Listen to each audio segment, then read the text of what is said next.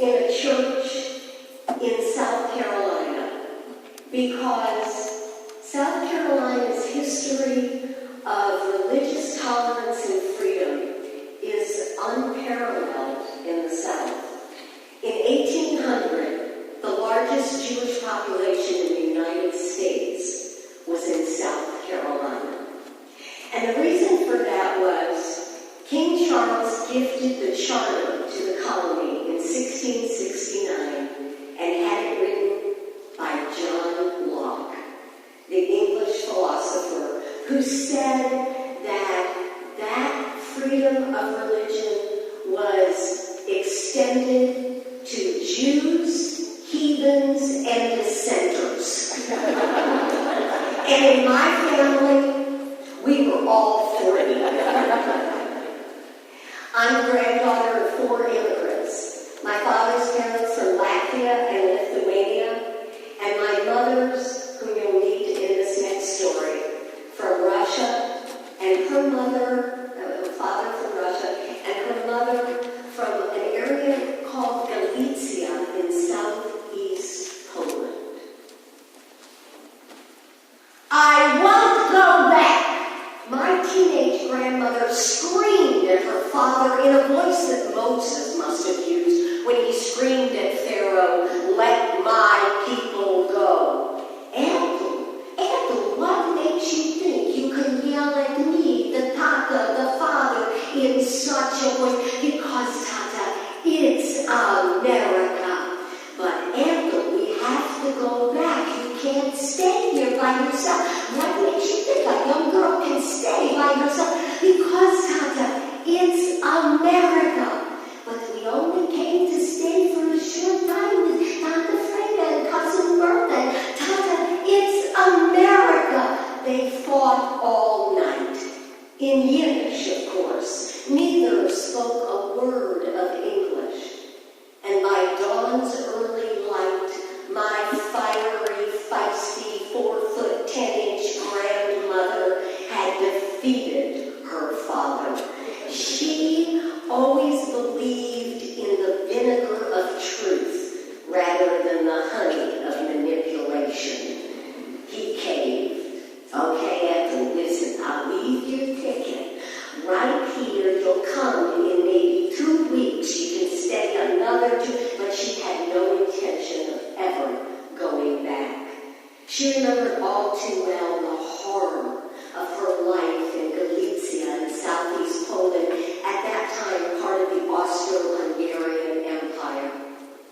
Although she was too young to have witnessed the event, she had heard the story so many times that she actually believed that she had witnessed it. The story of how a much older sister had been kidnapped, raped, and killed by Cossacks. No, my grandmother had not witnessed that event, but her mother had. And it was what began my great-grandmother's descent into insanity. My grandmother was never going back. 2 weeks became 2 months, became 2 years, and the letters flew across the Atlantic. Ethel, come home. No. Come home now. No. I'm coming to get you. And then destiny intervened big time on my grandmother's behalf. In the summer of 1914, her father booked passage to come to America to drag her back, and that summer became known as the Guns of August. World War I erupted as a stinking boil, and my grandmother never returned. She set about the business of becoming an American. She had to get work. She had few skills, but mighty with the needle. So she became a milliner. She made hats. She put buttons and bows and rings and trims on things. My grandmother loved to patchwork. Patchwork is a Yiddish word. It would take a half an hour to explain. It means to fuss. She rigged things and trimmed things. She rolled dough, paper thin. She put strudel on doilies and sprinkled powder of sugar. My grandmother was a Jewish Martha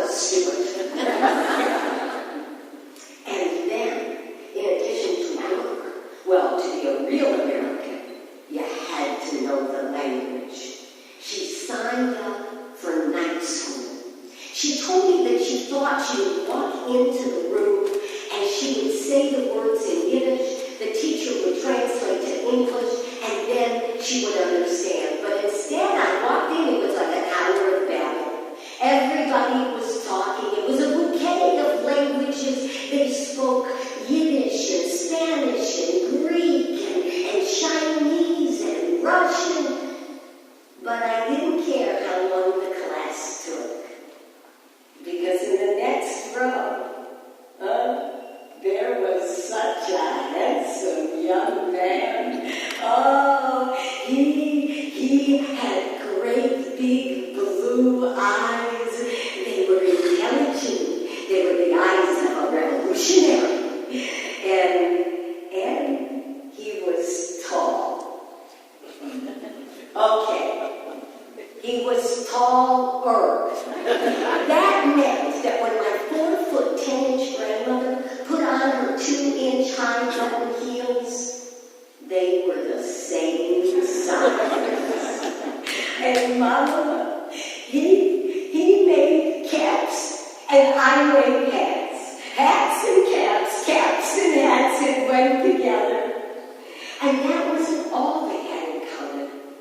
She lived at 604 East 9th Street, and he lived at 611 East 11th Street.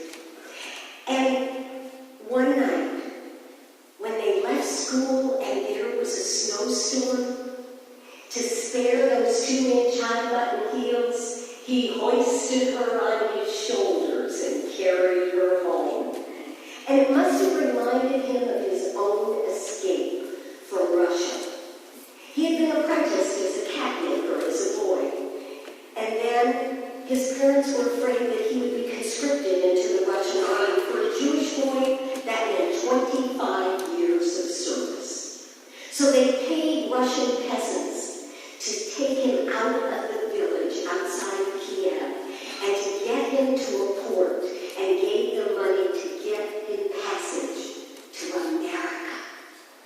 And those Russian peasants hid him in a wagon under straw. And then when the snow came, they took him out and carried him on their shoulders to safety, put him on the ship, and he came to America.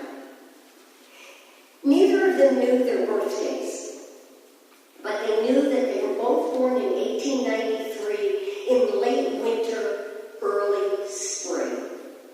And so they chose to have their birthdays next to one another. I took it as a symbolic indication that they would spend their lives right next to one another. My grandmother chose March 20th, the last day of winter, for her birthday. And my grandfather chose March 21st, the first day of spring. My grandmother was an older woman.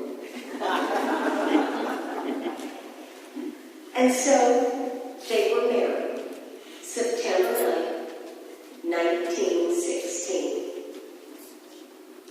My mama was born April 7th, 1917.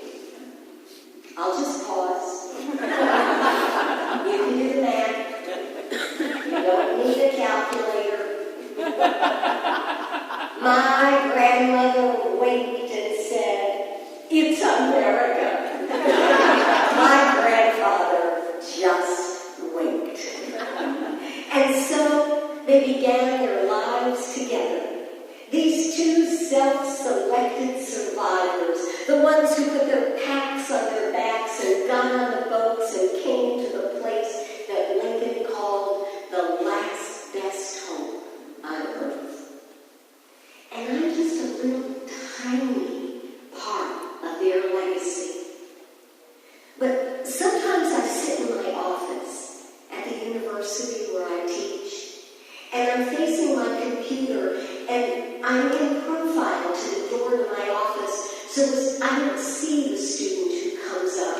And sometimes the student has to call, and he'll call, Professor Stavish. And I hear that, and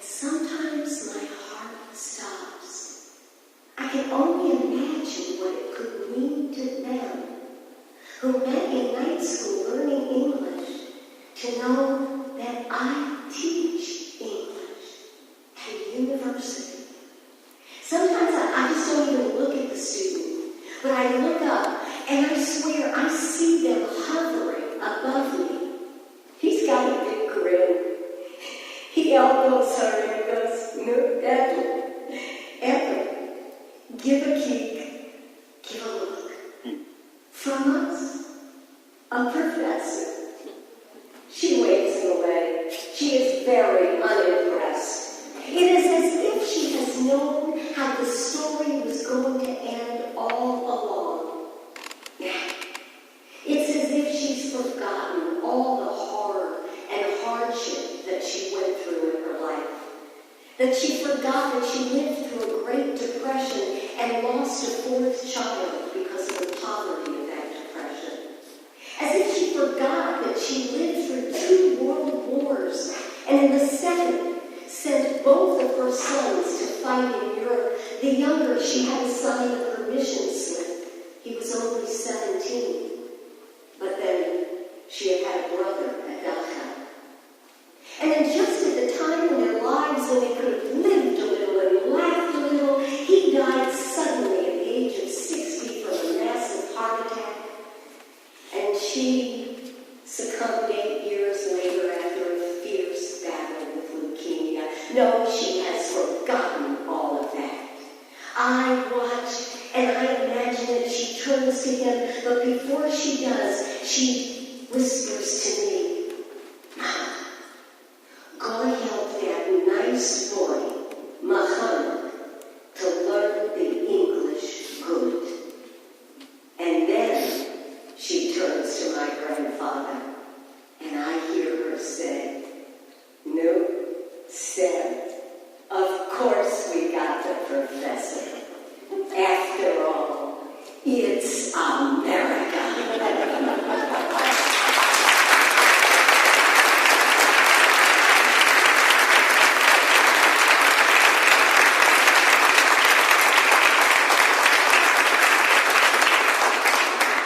Well, my grandma taught me a lot about reality. So it took my mom to teach me what fantasy can be like. I was 9 years old when the movie Gone with the Wind was re-released for its anniversary. We had moved from New York to Tulsa, Oklahoma the year before, and I went to see that movie with my mom and her friend Mrs. Frank. I sat right between them, and I couldn't help but notice that during certain scenes, they took out their fans and they were flipping those fans furiously. We left the movie. I was walking behind them, and I heard Mrs. Frank say to Mama, "I declare, that Red Butler is a scoundrel." Mama turned to Mrs. Frank and said, "I don't know about you, and I don't know about Red Butler, but as far as I'm concerned, that Clark Gable can put his shoes under my bed any time he wants." Whoa, I thought, what is my mama going to do with Clark Gable's shoes? She's not important enough to do already polishing my daddy's. But if it were male movie star shoes that Mama was interested in collecting, I was determined to help her. "Oh, Mama, that Fred Astaire, his shoes are shiny and he glides across the floor. Wouldn't you like Fred Astaire's?" "Nah, that Fred Astaire's too skinny." "But his shoes aren't." Mama, what about Gene Kelly?" I was really trying. "Gene Kelly, Mama, he jumps in puddles and his shoes don't get messy at all, and then he twirls his umbrella. Oh, Mama, you can have the shoes. Can I have the umbrella?" "Nah, that Gene Kelly's too athletic." But isn't that the point? Well, pretty soon,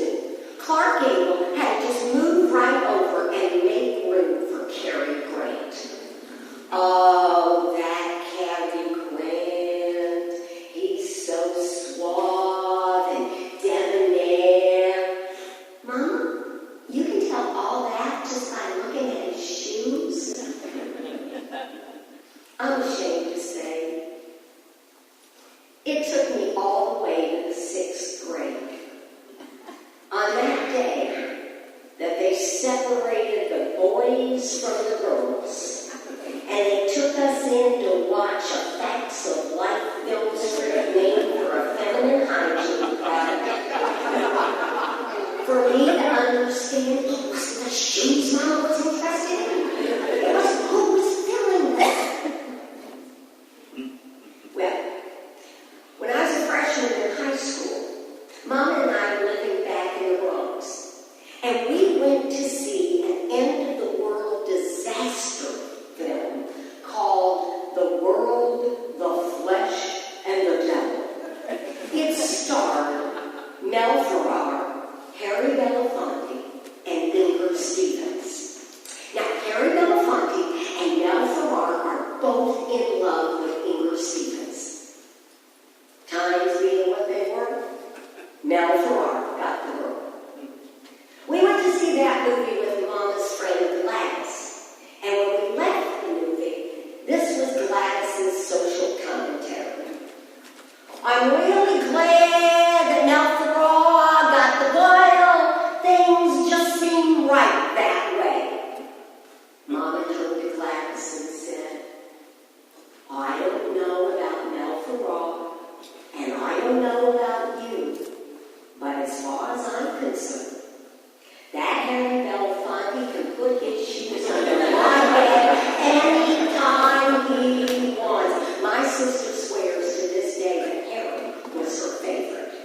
But Clark and Carrie and Harry had to all move over and make room when Paul Newman started making movies. There was no limit with Mama when Paul Newman started making movies. And when he made that movie Exodus, and she realized that his shoes had touched the sands of Israel, she added this to her usual refrain. I wouldn't kick him out of bed for eating crackers. What? Nobody in our house was allowed to have food anywhere near a bedroom. How was Paul Newman getting to eat crackers in bed? My freshman year in college, I went to New York over winter break, and I took Mama to see the first James Bond movie, Dr. No. You might remember that scene on the beach where Sean Connery and Ursula Andress are clenched in a passionate embrace. Mama leaned over to me and said, I don't know about you, but that James Bond can put his shoes under my bed anytime. He's barefoot. Even better, it'll save time.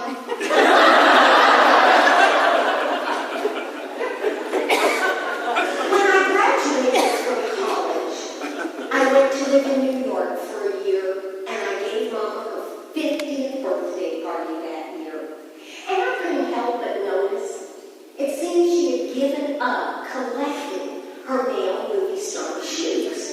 And I didn't understand why that was. I didn't know if the desire had sort of gone the way her hot flashes dried up and withered away. I didn't know because that Facts of Life film strip had not covered advanced material. Well, about a dozen years later, I was living with my family in Evanston, Illinois. Mama came for a visit, and the first Star Wars movie was out. The kids wanted to take her to see it. Really, they wanted her to understand their Hanukkah and birthday wish lists. We came home from the movie, and the kids reenacted all the white-knuckle scenes. And then they made a whole long list of the evils of the evil empire, explaining them to Mama, and then another list of all of Luke Skywalker's virtues. After we put the kids to bed, Mama and I were sitting, we were having cups of coffee. She was holding her coffee cup. It looked as if she were reading tea leaves. She looked up at me and said, that Luke Skywalker is really cute. I don't know about you, but as far as I'm concerned, that Han Solo can put his shoes on every time he wants. Whoa, I thought, whoa!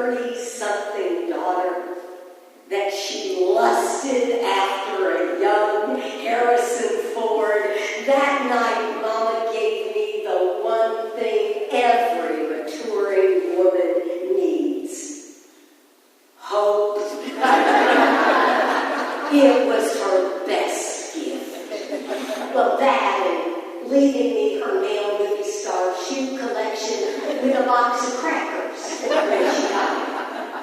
Now, recently, a friend of mine gave me the DVD of the movie Chocolat. She knows that I'm a huge Johnny Depp fan. When I rewatched the movie, I couldn't help but notice. There's that scene where Johnny Depp leads Juliette Binoche into his candle-lighted room on his boat. And you know, his shoes are kind of shabby.